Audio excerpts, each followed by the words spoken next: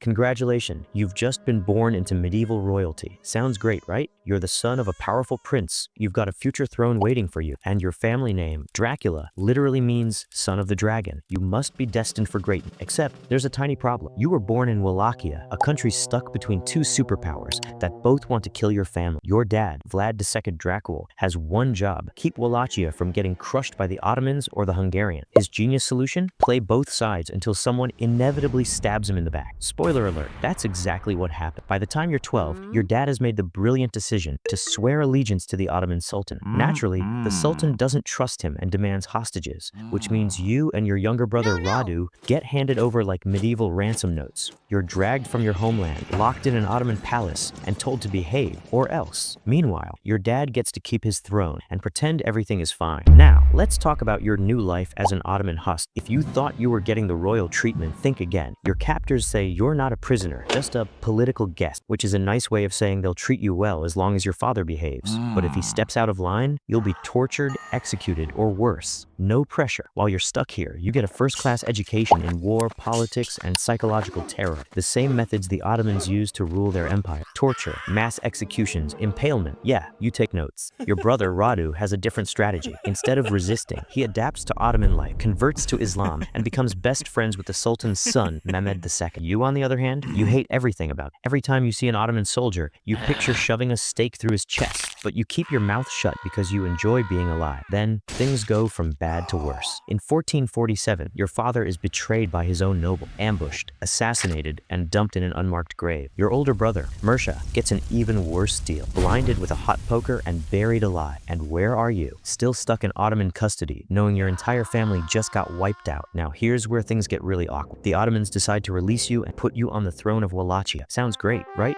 Wrong. You're 17, broke, and have no ally. Oh, and Hungary? They're not too happy about your sudden promotion. Within 2 months, they overthrow you and install their own puppet ruler. You barely escape with your life and spend the next 8 years in exile, bouncing between Moldavia and Transylvania, begging for an army to take back your throne. You learn some valuable lessons during these years: who to trust, no one; how to manipulate noble fear, and the most efficient way to impale a man vertically through the spine. Then, in 1456, you finally get your chance. The Hungarian warlord John Hunyadi died, leaving Wallachia wide open for a takeover. You march in, kill your rival, and take the throne for a second time. But this time, you're not a scared teenager. You're a man with a grudge, an army, and an uncontrollable urge to make everyone suffer. Your rule is about to become one of the bloodiest in history. But hey, at least you finally got your throne back. Congratulations, you're finally Prince of Wallachia, and now you're back on the throne. But you're not here to play politics. You're here for revenge. And trust me, you're about to make everyone pay. First on your hit list, the Boyars, Wallachia's noble class, who are basically a medieval version of corrupt politicians. These are the same people who betrayed your father, killed your brother, and switched allegiances more often than they changed clothes. So, what do? You invite them to a lavish Easter feast. Let them drink, let them eat, then lock the doors and massacre half of them on the spot. The younger ones, you force them to march 50 miles to Poenari Castle, where they're worked to death as slaves. The result? Wallachia now has a noble class that's 90% more obedient and 100% more terrified of you. Next, you turn your attention to the Saxon merchants of Transylvania. Why? Because they're funding your enemies, raising rival armies, and worst of all, dodging their taxes. So, you do what any rational leader would do: